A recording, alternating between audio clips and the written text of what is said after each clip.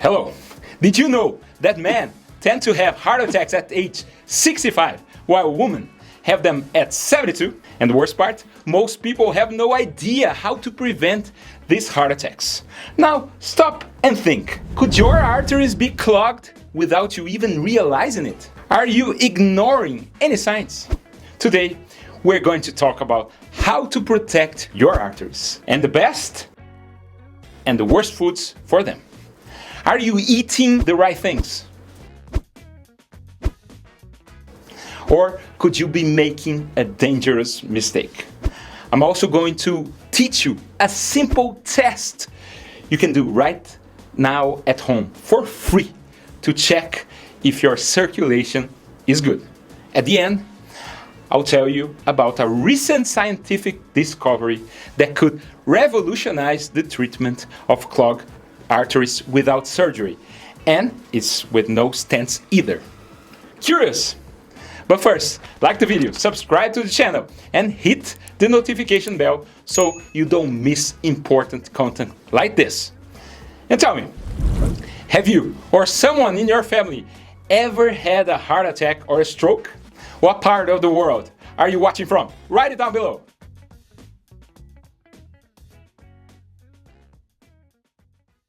Let's get started. Have you ever imagined how your body changes over time? Or do you think it's static? One important thing that happens over the years is that the walls of your arteries become stiffer and thicker, which makes it harder for your blood to circulate. And at the same time, fatty plaques begin to form and accumulate silently. By the time you notice, it might be too late. A heart attack or a stroke that changes your life forever. The scariest part, you don't feel anything at first. When does atherosclerosis and plaque formation begin? Well, atherosclerosis doesn't happen overnight. It develops gradually. Sometimes it starts in childhood. Many people think this is a problem only for the elderly, but the reality is very different. A study in the United States showed that 78% of young people under 35 who were victims of fatal traffic accidents already had plaque in their heart arteries, almost 80%. People in the prime of their health with clogged arteries. And what's more shocking, 20% of them already had more than 50% blockage. So the first point is atherosclerosis can attack much earlier than you imagine. And now pay attention because very few people know this. How do plaques cause heart attacks and strokes? It's not always the largest plaques that are the most dangerous. Smaller plaques can also be fatal because these small plaques can rupture. Let me explain. When a plaque forms, it's covered by a wall. Think of a plastic wrap you use to cover food. The problem is that with inflammation, stress, poor sleep, this wall can rupture. It's like the plastic wrap tearing. At that moment, everything that was trapped inside it, fat, calcium, and other inflammatory substances, spills into the blood. And the platelets, which normally stop bleeding, rush to the site to help. What's the problem? The artery is like a pipe. The platelets form a clot, which was meant to help, but it can completely block the vessel. The blood inside the artery has nowhere to go. The flow is interrupted. And the result can be a heart attack if the thrombosis occurs in the coronary arteries, or a stroke if it's in the cerebral vessels. That's why you probably know someone who was super healthy and died of a sudden massive heart attack. When you heard the news, you might have wondered, was he really not feeling anything? Sometimes, no, because small plaques often don't cause problems before they rupture. In fact, most heart attacks are due to plaques that are less than 50% blocked. Did you know that? And that's why taking care of your arteries from an early age is essential. How do you take care of your arteries? One of the most fundamental ways is through your diet. Avoiding things that are bad for you and consuming foods that are good. But hold on, I'll talk about that in a moment. But right now, you must be thinking, how do I find out if I already have fat in my arteries? There are several ways to detect problems in the arteries. Your doctor can order a carotid Doppler to see if there are blockages in the arteries leading to your head. And this is one of the easiest way you can see, or an abdominal aortic Doppler to see if there are plaques or aneurysms in the aorta. A calcium score, which is a CT scan without contrast that quantifies the calcium in the coronary arteries. It can range from 0 to over 1,000, 2,000. I think the highest I've ever seen was 5,000. Now, attention. A score of 0 doesn't mean you don't have plaque. Precisely because there are new soft plaques, which, as I said, are dangerous because they can rupture. To get a really good look at the heart's arteries, your doctor might order a coronary CT scan, angiography, or cardiac catheterization. With those two, yes, you can see if you have plaques or not, and the percentage of the obstruction. And the doctor can also order an arterial Doppler to see if the blood is flowing well in your legs. Of course, all of these are expensive and relatively recent exams. How doctors back in the 50s know you had a blockage? An EKG could show it, but they also did a simple test with a blood pressure monitor, which you can even do at home to see if you have peripheral artery disease, which can also predict your cardiovascular risk. Of course, it's not as definite as a CT scan or a catheterization, but it helps. This test is the Ankle-Brachial Index. It's a quick test that measures blood flow to check for plaque or hardening in the arteries, the key indicators of peripheral artery disease. This exam, besides being simple, can be done in clinics. Many doctors still do it today, guided by a Doppler, an ultrasound, which is much more reliable. Or for a preliminary assessment, even at home with a blood pressure monitor. I must stress that at home, it only serves as an initial check. Now, a quick note, if you even had a deep vein thrombosis, it's best to skip this test. How do you do the test Ankle-Brachial Index? Get your blood pressure monitor and a pen and paper ready to take notes. Basically, this test compares the pressure of the ankle with the pressure in your arm. And you have to do it in both sides of your body. Let's go step by step. First, choose a side and measure the blood pressure in your arm. Once you've measured the right arm, write down the systolic pressure, the top number, the first one it appeared in your monitor. Next, lie down at a comfortable place for a few minutes, let your body relax a bit, and measure the pressure at your ankle. You can measure both too. Again, write down the top numbers. Immediately after, measure the pressure on your other ankle and write that down as well, left ankle. Now, measure the blood pressure of the arm you haven't measured yet. Is there a difference in pressures between the two sides? Usually, there is. If you measured more than once on each limb, which is recommended, choose the highest value among the systolic pressures of the artery.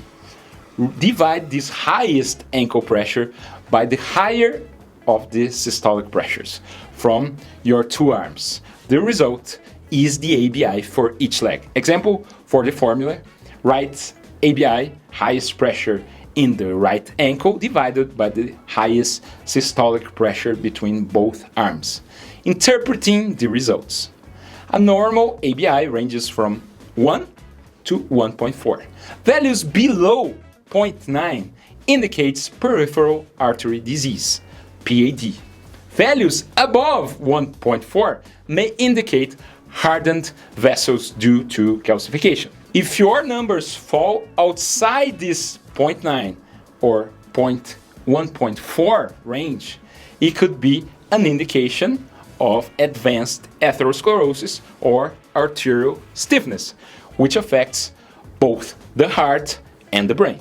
Go ahead, do the test, I'll wait. It's so reliable that it has a sensitivity of 95% and a specificity of 100% in detecting serious arterial problems in the limbs. Write down what your result was in the comments below. If the results are not within the normal range, it's time to see a doctor for more complete exams. And what's interesting is that after some time, you can track whether your arteries are improving. For example, you started walking or you quit smoking. These results can be different. So start monitoring your arteries now and teach others how to do it. And if you haven't shared the video yet, share it now. I bet your friends will do the test today. What if the results was too high or too low? Calm down. It doesn't mean all is lost. Now, let me tell you a story that will inspire you. I had a patient who believed he was in perfect health. He was active, ran marathons, followed a balanced diet. He did a stress test every year, always normal. He thought everything was fine. But when he did some more in-depth exams, I discovered something worrying. He had a lot of plaque in his arteries. His arteries were like those of a 73-year-old man, even though he was only 57. At first, he was shocked. Man, he was taking care of himself. He felt as if all his years of effort had been in vain. But this was the turning point. After this discovery, he made a radical change. He started taking medication, adjusted his diet and lifestyle even more, and even changed his training.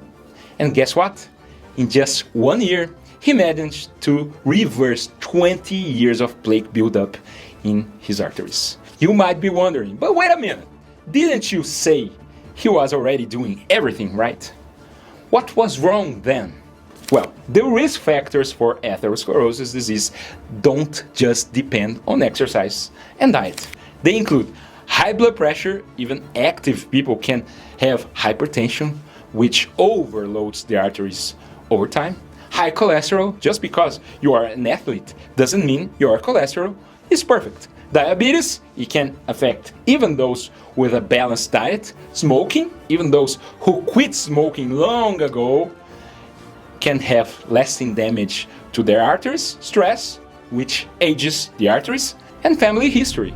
Even with a healthy lifestyle, genetics can significantly increase the risk. In his case, he had all the factors except diabetes. He had quit smoking 15 years ago, and he had a brother, also an athlete, who passed away at just 50 years old due to a heart attack. That's what made me look beyond the basics, which is why I didn't stop just at the stress test. I ordered a coronary CT scan angiography, which revealed the true state of his arteries. As I said, they were the arteries of a 73-year-old. He had several plaques that were nearly 60% blocked, but he was lucky because we discovered it in time. The exam saved his life. And with intensive treatment, a year later, he had no plaque over 40%. A victory. Does diet matter? Of course it does. What are the worst foods for your arteries. Some foods act like true bombs for your arteries, accelerating plaque buildup and increasing inflammation. Here are the 6 biggest villains you should avoid. Number 1, ultra-processed foods. These are the champions of sabotaging your arteries. You know, those cream-filled cookies, chips, sodas, and good old instant noodles.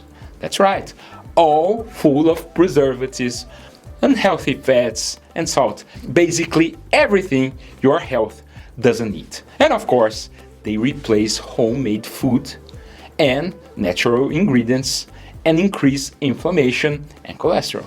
Think twice before grabbing that microwave lasagna at the supermarket. Number 2, sugar and high fructose corn syrup. You know, that boxed juice, store-bought sauces, and even those healthy granola bars that seem harmless. They are loaded with sugar and corn syrup. These ingredients inflame your body, increase belly fat, and are a true catastrophe for your arteries. Number 3, trans fats, margarine, ice cream, Big Macs, French fries, and those tempting processed desserts are packed with trans fat. They are triple nightmare.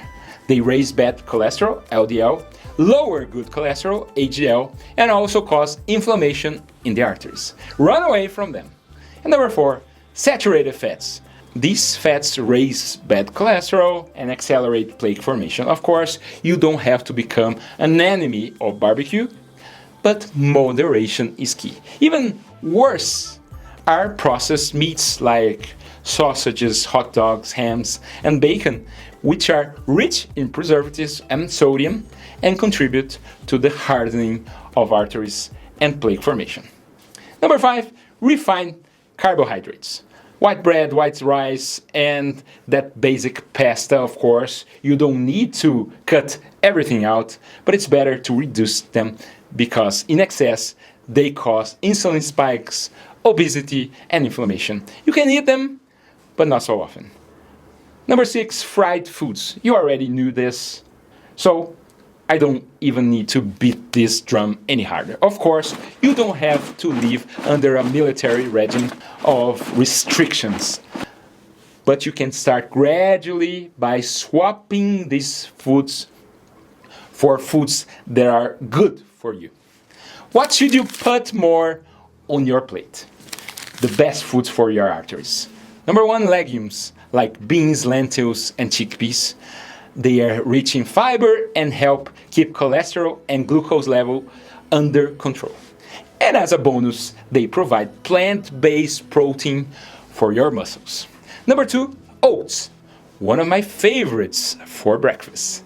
It has soluble fibers like beta-glucan, which naturally lowers LDL cholesterol and reduces belly fat. Number 3, beets. Beets are powerful, full of nitrates that contribute to circulation and help dilate blood vessels.